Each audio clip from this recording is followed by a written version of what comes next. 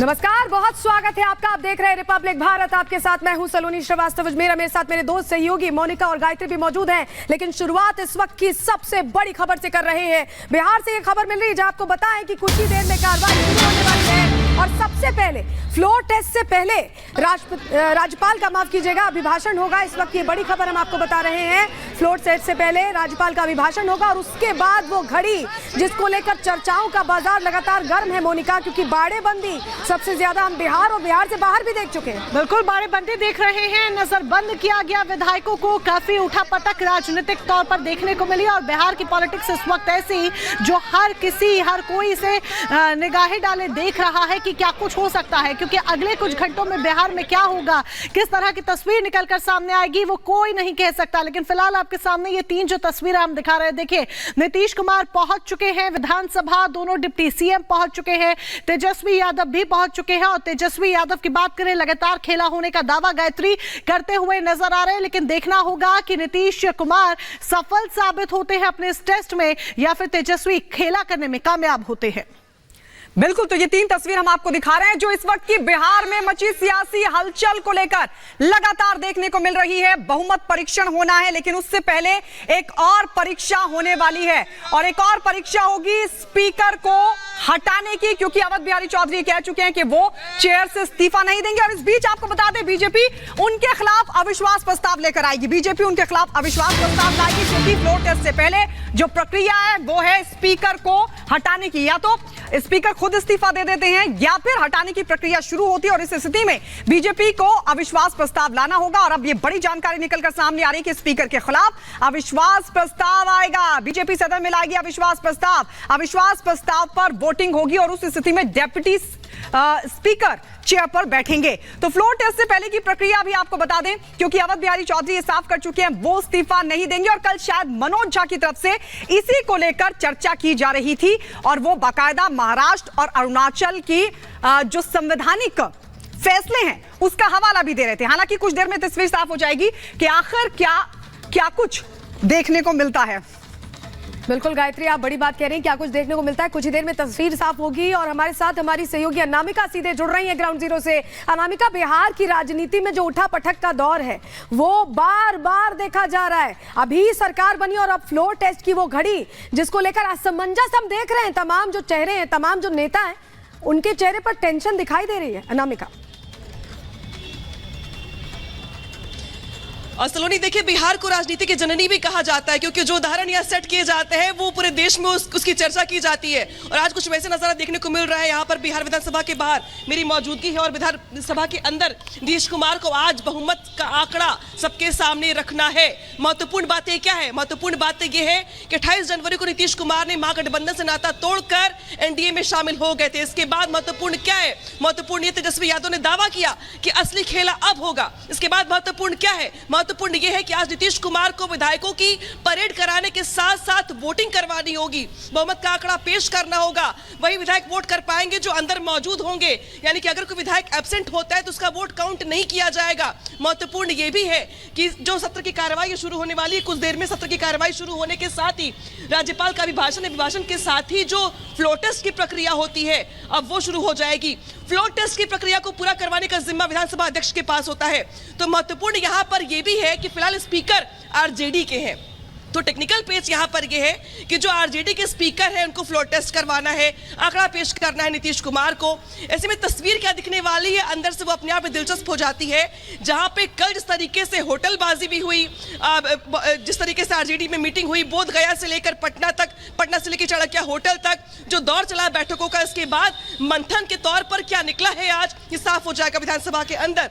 बिल्कुल अनामिका, मंथन के तौर पर क्या निकलेगा वो तो आज साफ हो ही जाएगा। और जिस तरीके से आप भी कह रही है कि स्पीकर आरजेडी के हैं और उन्हीं स्पीकर के खिलाफ अविश्वास प्रस्ताव लाने की तैयारी भी भारतीय जनता पार्टी कर रही है, तो क्या ये देखेगी फ्लोर टेस्ट के साथ साथ एक और तस्वीर विधानसभा के भीतर से देखने को आज मिल सकती है? चलिए आज यहाँ से चलिए अनामिका, चलिए अनामिका, जिस तरीके से आपने सवाल पूछा है, दरअसल आवाज थोड़ी बहुत साफ नहीं आई है, लेकिन हाँ इतना जरूर है कि फिलहाल अगर मौजूदा हालात में देखें तो जब भी ये सवाल खड़े किए जाते हैं, बहुमत का आंकड़ा पेश करने को कहा जाता है, तो अगर नीतीश कुमार की बात की जाए तो वर्तमान में सीटों के आंकड़ों के हिसाब से नीतीश कुमार को जरूरत नहीं है तोड़फोड़ करने की। उनके पास क्लियर मेजॉरिटी है, बशर्ते उनके जेडीयू के विधायक इंपैक्ट रहे और टूटे नहीं किसी के साथ। तो नीतीश कुमार को कोई बहुत दिक्कत नहीं है। सीधे रुख करते हैं अनूप का। अनूप, जिस तरीके से तस्वीर निकल के देखी हमने कल से लेकर के अब तक, बैठकों का दौर चला, मंथन का दौर चला, लेकिन अब बारी है अग्नि परीक्षा की और परीक्षा होनी है अंदर। क्या देख पा रहे हैं अपने पास आप? देखिए, अग्नि परीक्षा तो होनी है, फ्लोर टेस्ट होना है, बहुमत पास करना है एनडीए को, लेकिन उससे पहले स्पीकर की भी टेस्ट होने वाली है। उसके प्रथम सत्र होने की स्थिति में महामहिम राज्यपाल का भी भाषण भी होगा। माननीय सदस्यगण, यह संसदीय व्यवस्था की खूबसूरती है कि यहाँ हर तरह के गंभीर विषय आपसी विचार विमर्श से सुलझाए जाते हैं। मेरा आप सबों से आग्रह है कि इस पूरे सत्र में आप अपनी उपस्थिति बनाए रखें और राज्य की जनता के हितों के लिए अपने दायित्वों का निर्वहन करें। राज्यपाल से प्राप्त संदेश। माननीय सदस्यगण, बिहार के राज्यपाल महोदय ने निम्न संदेश प्राप्त हुआ है।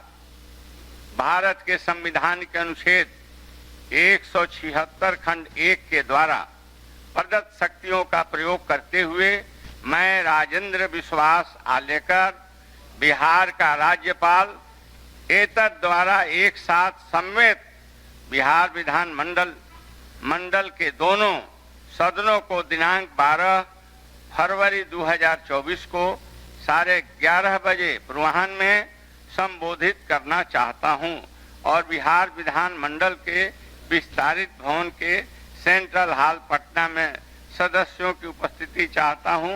राजेंद्र विश्वास आलेकर, राज्यपाल बिहार, पटना, दिनांक 1/2/2024। माननीय सदस्यगण, अब से कुछ देर बाद यानी 11:30 बजे दोनों सदनों के सदस्यों के सह समेत उपस्थिति में महामहिम राज्यपाल का अभिभाषण विस्तारित भवन के सेंट्रल हॉल में होगा। महामहिम राज्यपाल महोदय का स्वागत करने और उन्हें सेंट्रल हॉल तक लाने के लिए मैं विस्तारित भवन के मुख्य प्रवेश द्वार पर जाऊंगा। माननीय मुख्यमंत्री जी और माननीय मंत्री संसदीय कार्य विभाग भी इस हेतु निर्धारित स्थल पर आएंगे। इस बीच आप सभी माननीय सदस्य चलकर सेंट्रल हॉल में अपना स्थान ग्रहण करेंगे। महामहिम राज्यपाल के अभिभाषण की समाप्ति के पश्चात पुनः इस समावेश में आज के निर्धारित शेष कार्य होंगे। अतः आप सभी माननीय सदस्यगण अभिभाषण समाप्त होने के तत्काल बाद सेंट्रल हॉल से आकर इस सदन में अपना स्थान पुनः ग्रहण कर लेंगे। अब आगे की कार्रवाई सेंट्रल हॉल में होगी।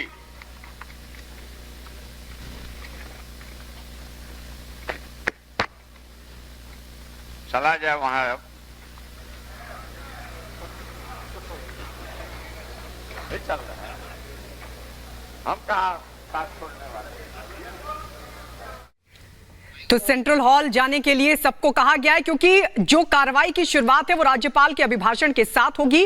राज्यपाल के अभिभाषण के बाद कार्रवाई शुरू होगी। सेंट्रल हॉल में पहले दोनों सदनों के जो सदस्य वो इकट्ठा होंगे, उसी की जानकारी स्पीकर की तरफ से दी जा रही थी और उसके बाद जब अभिभाषण खत्म हो जाएगा तो दोनों सदनों के सदस्य अपने अपने सदन में चले जाएंगे और उसके बाद शुरू होगी कार्रवाई। लेकिन अभी हम आपको दिखा रहे हैं कि राज्यपाल को लेने के लिए यहां से जाते हुए चेयरपर्सन। तो अवध बिहारी चौधरी को आप देख रहे थे। हमारे साथ अनामिका लगातार जुड़ी हुई हैं। अनामिका, अभी अभिभाषण होना है दोनों सदनों का साथ में सेंट्रल हॉल में, अवध बिहारी चौधरी ने ये जानकारी दी है और ये जो नाम है यही टेंशन की वजह बना हुआ है जेडीयू और बीजेपी के लिए, क्योंकि आरजेडी से आते हैं अवध बिहारी चौधरी और गणित अगर चेंज होता है, हालांकि ये भी अंदर खाने खबर चल रही है, आप हालांकि और बेहतर बताएंगी कि भंग करने की भी तैयारी अगर ऐसा कुछ हो जाता है, जरा दर्शकों को बताइए। अब देखिए, भंग करने की बात उस वक्त आती है जब ये घोषित कर दिया जाए कि जो स्पीकर है वो विश्वास अब नहीं रह गया उन पर, यानी कि विधायक जो है वो बदल चुके हैं और जो जिसके पास बहुमत है उन्होंने उस स्पीकर को नहीं चुना है। तो ये अविश्वास की जब बात आती है तब यहाँ पे भंग करने का सवाल खड़ा होता है। हालांकि अभी मौजूदा स्थिति की अगर बात की जाए तो अभी फिलहाल अवध बिहारी चौधरी ही स्पीकर है और उनकी देखरेख में जो वोटिंग होनी है विधायकों की वो होनी है। नीतीश कुमार के पास संख्या का सवाल नहीं है, यहाँ पर सवाल यहाँ पे उनके सामने ये है कि जो उनके विधायक हैं वो सदन में उस वक्त मौजूद रहे। राज्यपाल की ओर से भी जो ऐलान किया गया वो यही कहा गया कि उनकी ओर से अपील की जाती है कि सभी विधायक मौजूदा स्थिति में वहां पर मौजूद रहे, क्योंकि जो भी विधायक एब्सेंट होंगे उनका वोट काउंट नहीं होगा। ऐसे में गुणा गणित यही कहता है कि सभी विधायक जो विधायक मौजूद नहीं होंगे उनका वोट काउंट नहीं होगा। और असल तस्वीर क्या होगी, रियलिटी क्या होगी, कुछ देर में ये पिक्चर क्लियर हो जाएगी। लेकिन बिहार की जब हम बात करते हैं तो बिहार में आज नीतीश सरकार की किस्मत का फैसला होना है। नीतीश कुमार की अग्नि परीक्षा आज है। फ्लोर टेस्ट से पहले पक्ष और विपक्ष दोनों में देखा जाए तो हलचल बहुत तेज है। विधानसभा के अंदर पक्ष और विपक्ष दोनों तरफ के नेता खेला करने के लगातार दावे कर रहे हैं।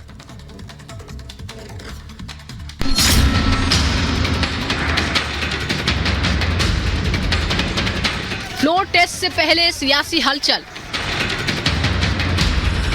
सत्ता और विपक्ष को खेला होने का डर।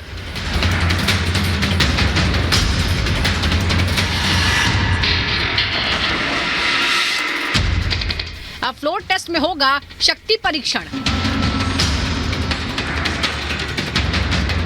बिहार में फ्लोर टेस्ट से पहले गहमा गहमी का माहौल है। आरजेडी, जेडीयू, बीजेपी समेत तीनों दलों के विधायकों के पाला बदलने की अफवाहों और अटकलों से पटना के सियासी हलकों में सरगर्मी का माहौल है। सबसे पहले बात आरजेडी की। एक दिन पहले पार्टी ने मीटिंग के बहाने सभी विधायकों को तेजस्वी के आवास पर बुलाकर वहीं पर रोक लिया था, लेकिन आरजेडी के खेमे में भी रात भर हलचल रही। दरअसल आरजेडी विधायक चेतन आनंद के लापता होने की खबरों से हड़कंप मच गया। चेतन के भाई ने पटना पुलिस को लिखित में शिकायत दी कि उनके भाई गायब हो गए हैं, जिसके बाद पुलिस तेजस्वी के आवास पहुंची। देर रात पटना पुलिस की कार्रवाई के बाद आरजेडी कार्यकर्ताओं ने जमकर नारेबाजी की। पार्टी का आरोप है कि इस तरह नीतीश सरकार विपक्ष को दबाने के लिए हथकंडे अपना रही है। आजाद हिंदुस्तान में कभी आपने किसी राज्य के अंदर न देखे होंगे कि दल की अगर बैठक मैराथन 2 दिन से चल रही है तो उस पर शासन के अधिकारी का आना, सरकार ने अपना इकबाल ही नहीं अपना जनादेश, अपना विश्वास भी लगता है खो दिया है। ये राजद की बैठक है, विधायक दल की बैठक है। भाई आप विधायकों को किडनैप कर लीजिएगा और कोई विधायक का भाई कंप्लेन करेगा तो पुलिस क्या हाथ पे हाथ धरे बैठी होगी?